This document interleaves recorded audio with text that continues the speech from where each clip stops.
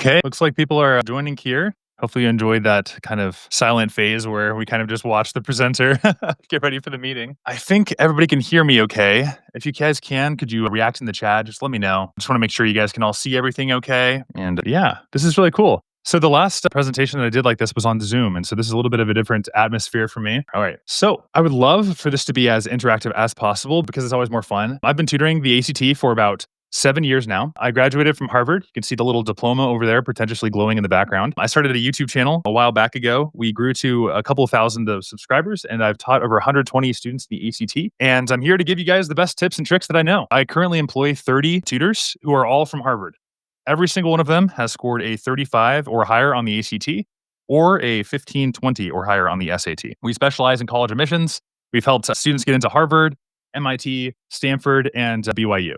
So those are kind of the schools that we kind of specialize in. When I was growing up, my dad always told me, son, you can get into Harvard, Stanford, or BYU. I don't know why, but that was always the trifecta for us. And so what I'm here to do in this session, and I know it's only like 30 minutes or so, I'm just going to keep it as brief as possible. You guys have whole Saturdays to get to.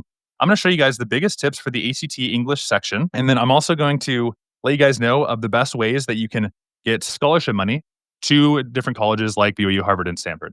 And that's going to be my objective. Hopefully we can accomplish it. If you guys have any questions, please let me know in the chat as I go. Okay, so let's get started. The ACT English. The biggest things you guys need to know about the ACT English section is this thing right here, comma, fanboys. Just try to come up with an independent clause. I'll give you an example. Here's my first example. I love cheese. Can you think of another one? I love the ACT. Hey, there we go. Not true, but very, very accurate. No kidding. We love the ACT and we'll learn to love it. Yeah, so I love cheese, an independent clause. What is the reason why? And I'm going to ask your daughter there, why is that an independent clause? Hate to put you on the spot, but I'm going to do it, okay? Why? Do you know why? It can be a sentence by itself, but you could also add more. Yes, it can be a sentence by itself. And everybody says that for the ACT.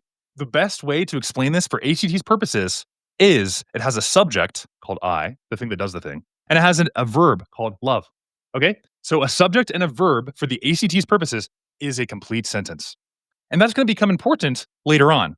Now, a subject and a verb is all you need. So the world's smallest sentence for the ACT is this, I'm. And a lot of, English tutors, they'll tell you, okay, well, that's not like a full sentence or whatever. But for the ACT's purposes, guys, this is a complete sentence, independent clause. You could punctuate it and it's good to go because that stands for I am. Subject, verb. Am is a conjugation of to be. And if I am speaking relatively quickly, it's because I want to jam pack as much information as I can in this session. Well, English section of the ACT is just a game, right? And all you have to do is connect Lego blocks together. So why I mentioned the fanboys thing earlier, right up here, is because that is one of three ways that we connect independent clauses together. So now we have I love the ACT, and this is going to be true later on. And then we have I love cheese. And now what you need to know, and this is worth 3 points on the English section, count them in the ACT English section. There are 3 ways to connect independent clauses. Anybody want to hazard a guess as to what they are? 3 things, period, capitalization, comma, fanboys, and there's one more. You know what it is? Semicolon. I'm not even going to tell you the question stem. I'm only going to tell you that A is a period capitalization, B is comma, fanboys, C is a semicolon, and D is a comma. All right, Ryan, since you guys are the only one on the top right, I'm going to ask you guys, what is the correct answer to this question? And you don't even know the question, but what is the correct answer? I don't know. Yeah, that's awesome. Okay, well, the good thing is by the end of the session, you are going to get this point right on test day. The answer is D. And the reason why, you don't even know the question, but if you see this on test day, you know the answer is D, because for the ACT's purposes, these 3 are identical. They are exactly the same. There is no difference whatsoever between a period capitalization, a comma, fanboys, and a semicolon. Okay, that is the secret. These things are exactly identical. That's what's going to get you 3 points on test day. Okay, and then you might be asking, okay, what is fanboys? What does that stand for? For, and, nor, but, or, yet, so, okay? So think of this like Legos, right? Here you have an independent clause. And what is an independent clause? Has a subject and a verb, okay? Then you have another independent clause, subject, verb, okay? How can you connect these, right? And Ryan, I'm going to ask you guys again, what are the 3 main ways to connect these independent clauses? Period, comma, semicolon. Yep, you got it. Period, comma, fanboys, and then semicolon. Yeah, good. Period, comma, fanboys. And you said what so many students say when I ask them this question. They always say period, comma, semicolon. And I like to be as congratulatory as possible. Like, you guys are doing great. The ACT is a long grind. But that is actually exactly wrong answer. And that is the reason many students on the ACT will get lower scores is because they say period, comma, semicolon, as opposed to comma, fanboys. You have to have comma, fan, comma, for, comma, and, comma, nor, comma, but, comma. You have to have the comma with it, or else it is 100% wrong. Okay?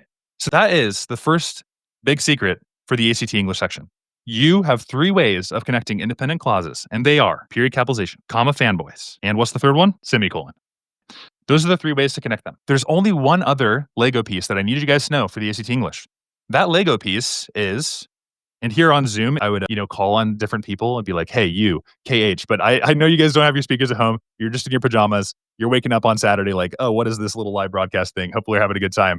But here's where I would kind of just say, what is a dependent clause? And I'm going to give you guys an example that I always like to use. Okay. A dependent clause, I'm going to give you an example, during the war is something that does not have a subject and a verb. That is to say, it is not complete. Okay. And so the way that you think about a dependent clause is this one has a subject, but it has no verb. And it cannot stand alone, and therefore it needs one special symbol, which we call a comma. For the ACT, there are 6 comma rules that you need to know. I don't want to overwhelm you guys, and so I just want to teach you the most important one, and that is the dependent clause into an independent clause. Okay? So I'm going to give you an example of an independent clause. And again, what is an independent clause? It has a subject and a verb. Okay? So during the war, I fought. Many people don't even know that the 2 words I fought is a complete sentence, but it is.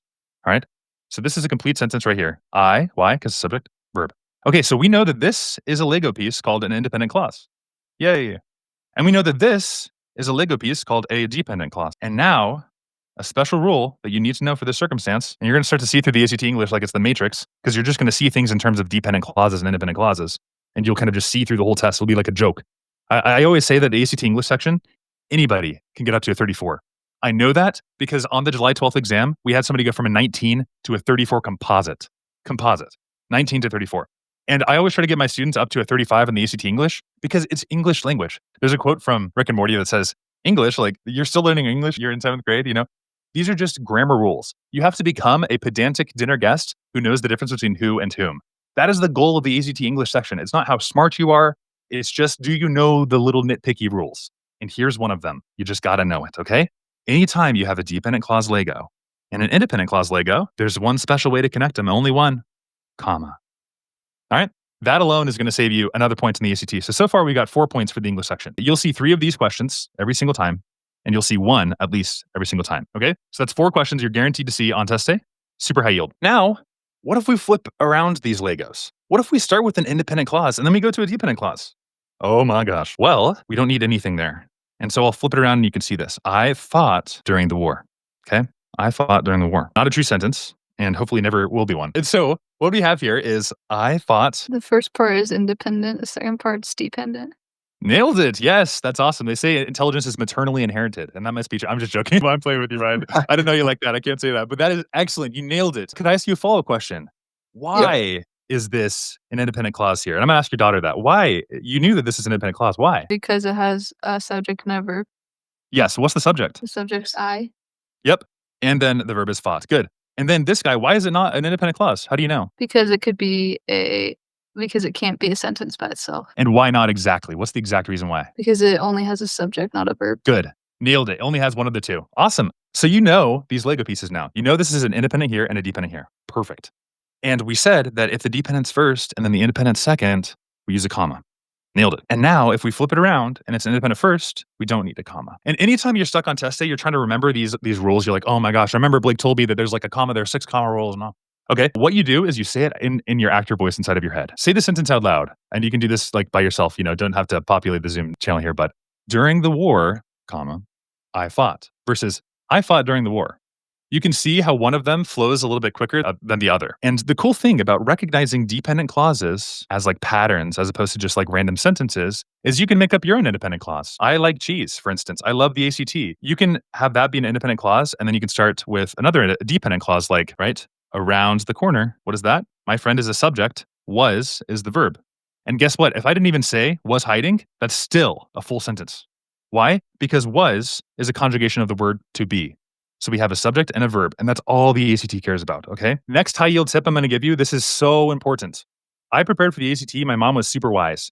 I have 5 brothers, right? It's tons of, I can't even draw them all. My parents, I don't know why they wanted to have so many, but we got 6 boys. My dad has 2 Y chromosomes, I'm convinced. And so my mom told us, sons, we're not going to pay for college, but what we are going to do is we're going to pay for the ACT as many times you want to take it. And my dad being the wise man that he was, he paid us. I had a $15 an hour job. I was working as a shot put coach. And then this that I'm wearing here, I was on the Harvard Quidditch team and the shot put team. I was being a shot put coach, I was making $15 an hour. My dad says, son, I'm going to pay you $20 an hour. You're going to study the ACT for 3 weeks straight. And so that's what I did. And I got my score up from a 27 to a 33. And then I had shot put to cover the rest. And then we calculated that out. And on average, there's a regression analysis. You guys can Google this. Every point above a 27 on the ACT corresponds to $8,451 in scholarships. And so the reason that I'm still in the ACT business, you might be wondering, why is your room all decked out with LEDs? Why are you got a nice little tutoring setup? What's going on with you, Blake? Why are you still in the ACT business? It's because I'm passionate about huge ROIs. I just want you guys to pay for your college and jump through the socioeconomic hurdle. Just recognize these dependent clauses, independent clauses. Just jump through these hurdles and get this money, which is available once you get up to 32, 33. That's my whole goal, right? The ACT is just a hoop that you have to jump through. Anybody can do it. Anybody can get at least a 32. Anything under a 32 in the math section constitutes a content weakness. Same thing with the science and the reading, but we can talk about that in a second. Today, we're just focused on the English. I have so many things I want to say, and I want to keep moving. All right, so the next high yield tip is that there's something called, you may have heard of this before, a preposition. Ryan, could you give me an example of a preposition? Or maybe your daughter can help you out. Phone a friend. And I'll give you guys a second, and if not, I'll answer myself. 5, 4. All right, so a preposition is how we relate to objects in space. You can go above the triangle. It's what you can do in a relationship to an object in space, okay? And so for the ACT's purposes, you can literally every single time on the ACT, get your pencil, cross out the preposition. It does not exist anymore. It is gone. This is the most important tip you can get for the English section, okay? So an example of a tricky sentence here is going to be, he said, here, I'll just make sure I select oh no, I can't go back. An example of this is they're going to confuse you with a bunch of prepositions. So they'll say something like this. They'll say, Bill, over the last 4 years, loved chocolate, latte. Okay? And you're like, that's a weird sentence. Cool. I'm trying to just illustrate how this is a plural noun and this is a singular noun. And the ACT loves this. It's like their favorite thing to do. I swear they get together on Fridays and they make the test on Saturdays and they're like, ooh, how can we trick them? And what they always do is they put a plural noun here and they put a singular noun here. And then they put a verb here and they're trying to get you to be confused. Okay? That's their goal. And then you, the singular person who has listened to our tutoring sessions, will know that what do I do whenever I see a preposition? I cross it out. I cross out the entire phrase. Okay? It's gone. Literally get your pencil on exam day, and anytime you see a preposition, cross it out. It does not exist. And the reason why you can do that, for those who like grammar, is because the preposition never contains the subject of the sentence, by definition. That is the reason why we can do this awesome trick. Okay? But if you don't want to worry about that, no worries. No big deal. It's gone. Now look at how easy the sentence is. Bill loved chocolate, right? Because the other answer choices that they're going to give you are going to be something silly. They're just going to be something like, years loves chocolate. And I've seen students miss this. And these are smart students, but they've never thought about how prepositions never contain the subject of the sentence. They've never crossed them out. And so if you cross it out, you can obviously see that the other answer choices are going to be wrong because they're going to be plural noun choices with chocolate. Like years love chocolate. So A would not be loves, it would be love. A would be love. And many students will choose this wrong. And they'll say, yeah, Bill loved chocolate. And you know that sounds wrong, right? There's an episode of Arrested Development. I don't know if you watched that, but it's really funny because Job is pointing to a banner and he goes, look, banner, Michael loved family. That's like Michael loved family. No, it's Michael loves family. The reason is because Michael, like Bill, is a singular noun. And so you use loves. You add on that S. And you can understand that if you've been speaking English for several years. I want this to be super, super simple, okay? And so I'm going to undo some of these arrows and just kind of really, really make sure that this is super, super, super, super simple. So on test day, it'll say Bill loved chocolate and then Bill loved chocolate. And then they're going to have your verb. And it's going to be even harder than this. But you are going to cross out the prepositional phrase. How do you know it's a prepositional phrase? Because you can go over a triangle. And so you will cross this out. And now this does not exist. It is gone. And of course, this is what we call a past participle. I'm in medical school right now. And so like if I'm writing with chicken scratch, it's because I'm training to be a doctor. My handwriting skills go down over time. That's just a rule of medical school that they don't teach you. But yes, so past participle is when you have ed and it's past tense. But guess what? We don't really need to worry about that. All right.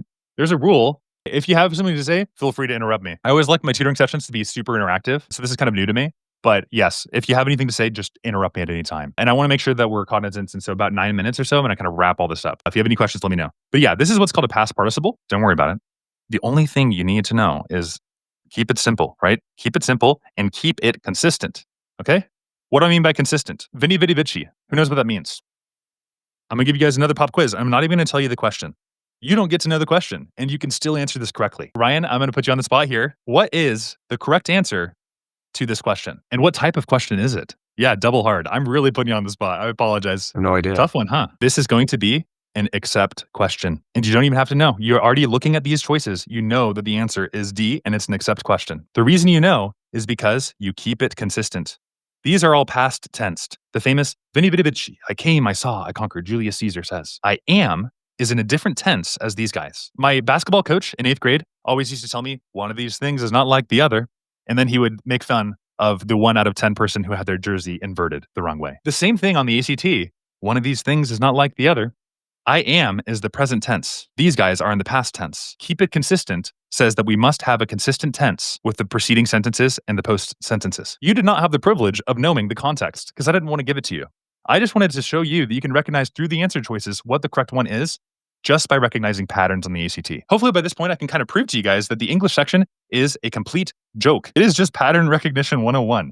Anybody can get a 34-35 in the ACT. And I know this because I've worked with over 120 students and we have template trackers and then we're done. You guys are doing great. I know Zoom fatigue is real, because I was over Zoom for, how long? And I would have to stretch my legs. If you guys had to stretch your legs to do something, get the blood flowing, we're almost done. You've been doing great, okay? Colons are glorified semicolons because they can do two functions, all right? They can connect independent clauses and dependent clauses or independent clauses and independent clauses. But the best way to think about colons are equal signs. Colons are just equal signs, guys. That's all they are, okay? And why do I say that? Well, here's an example. You guys can probably see that this is correct, though. On our trip to London, we visited these tourist attractions, museums, palaces, and monuments, okay? Why is this one right and the other one's wrong? Well, the reason is attractions. What are those attractions? They're museums, they're palaces, they're monuments, right? That's the reason why this is correct and then this one is wrong, right? Because attractions equals museums equals palaces equals monuments. But visited does not equal museums and palaces and monuments, right? Another way of saying this, museums, palace, monument, boom, boom, boom, and then visited. But if I were to use the word like attraction, then these would all be the same, all right? And that's why you can have attraction on left and right sides. Does that make sense, everybody? Hopefully it does. That's easy. That's it. That's the colon. 3 main ways to connect independent clauses. What are they? Comma, fanboys, period capitalization, semicolon. Put that on a t-shirt. I'll sell it. Link in the description. I'm just kidding. But for real, this is like super, super high yield. Next thing to know, dependence first and then independence. How do you connect them? Comma. Independence into dependence. How do you connect them? Nothing. You just flow right in. And I gave you examples. Do you remember what those examples were? Yeah. It was during the war, comma, I fought. Okay. Why is this a dependent clause? Well, during the war, that does not have a verb. Why is this an independent clause? It's got a subject and a verb. Okay. So I want you to see the test like this. It's just dependent clauses and independent clauses and then rules to connect them. That's all this is that we can get into, like logical sequence questions. But those are no big deal. Just talk with your tutor about that or I'll cover it in another section. So let's move on. Non-essential information. How do you separate them out? Do you guys remember? What are they? What are the 3 ways? M dashes, parentheses, commas. They all separate out non-essential information. What's a non-essential information? I gave you one example. What was it? Prepositions are non-essential, so you just cross them out. For those of you who like grammar, why is it non-essential? Because it never contains the subject of the sentence. That's why it's non-essential. What's another one? Appositives. Oh my gosh, Blake, what's an appositive? No big deal. I'll give you an example. My dad, comma, a really cool guy, comma, loves cheese. What part of the sentence you didn't need to say? I probably didn't need to say that my dad was a really cool guy. I could have just said he likes cheese. Because that's the crux of the sentence. That's the subject and the verb. And that's why you cross out anything non-essential. How do you cross them out? How should you ensconce these non-essential parts? With M dashes, with parentheses, with commas. Okay? That's how you deal with non-essential information. Okay? And this colon right here, these right here, have to be, this is like an equal sign. What's on the left equals what's on the right. And this is kind of a weird little hybrid fluid little symbol because colons can kind of connect independence and independence or dependence and independence, right? They're kind of like fluid. They can do a lot of things. But remember, for those of you who didn't see this before, the best way to think about colons is that what's on the left has to equal museum. And if it doesn't, then it is not allowed. Cool beans, guys. We're making some progress. If you guys actually answer the questions correctly, if this knowledge I'm giving you translates to questions, then this is about 4 or 5 points in the English section already. Okay, dashes. We told you this, non-essential information. Before a list or explanation, yeah, we can talk about that in a second. I don't want to confuse you because we've covered so much material today and there's only so much we can kind of learn in each session. But this one is super important. When I was in my nadir, when I was tutoring like crazy last summer, just dozens of sessions every single week, I almost wanted to make a t-shirt that says this: redundancy is wrong. And then clarity is what? What do you think? Correct. Okay. That is the most important thing. Oh, sorry, you can't see. Redundancy is wrong. Clarity is correct. That is so important on the ACT. Okay. Here's a joke that my OChem professor told me at Harvard. He goes, Blake, what you just said belongs in the Department of Redundancy Department. For those of you who aren't laughing yet, because that joke is hilarious, it's funny because the Department of Redundancy Department is redundant. You don't need to say redundancy twice. Similarly, on the ACT, if they tell you something and they're redundant about it, it's wrong. So let's look at this one. The Wall of China was an enormous undertaking that occurred on a very large scale. Duh. It's an enormous undertaking, so it occurs on a very large scale. All right? Brevity is the soul of wit, but also you want to just be as concise as possible in the ECT. If you have to guess, and I never recommend guessing because I want my students, and the students always who score 34s to 36s, when they leave the test, I've queried them. I've asked them, how did you feel when you got your 36? How did you feel when you got your 34? They felt confident, except for the one question they knew that they didn't know. And then that was the one they missed. That's how you feel when you get a 34 to 36. Like psychologically, that's how it feels to be at that level. And so I never recommend that you guess. Guessing is bad. Guessing is not what we're going for when we're doing tutoring. When we get tutoring, we go in, we dominate that exam. We know exactly what tricks they're getting at. And we see something like this, and we don't even think, oh my gosh, enormous, large. There's no debate. There's none of that mentation that happens. We instantly go, oh, redundancy question. Concise answer, D. That's how we see this. Okay. So like, I just want to like kind of change the way that you guys are thinking of the ACT. It's a big dog, big bark, no bite. This test is a joke, especially the English section. That's why I like doing the broadcast with the English section, right? Okay. So an enormous undertaking that occurred on a large scale. It's going to be these types of questions, redundancy, organized questions. They are going to be saying the same thing twice. Enormous, large scale, redundancy, pick the concise answer, done. Okay. That's how you do it. That's the secret. Next, parallel structure. The reason I gave you the example I did before, Vini Vidi Vici, is because of parallelism. Keep it consistent was another rule we said earlier, right? So keep all lists in the same format, right? Same noun, ing, verb. Incorrect, right? So basically, if I were to give you another example, and I wish there was somebody else, like another brave soul that I could interrogate today, but alas, I'm monologuing today. If I were to say, these are the answer choices, hiking, swimming, drinking, and then there was one more answer choice, which was fly. I'm not even kidding. You will see stuff like this on test day. Okay? This is Jaren. They have ing verbs. And this guy is in a different tense, right? It could be an infinitive, to fly, right? If it is in a different tense, then it's wrong. You have to keep all lists in the same format, right? You have to keep them. Noun, ing, verb. Okay? Keep it consistent. Redundancy is wrong. Clarity is correct. Those are the three big things that if you take nothing else away, take that away. But also remember, the three main ways to connect independent clauses are period capitalization, comma fanboy, and then what's the other one? Do you know? Semicolon. Okay? We got to know those. Super important.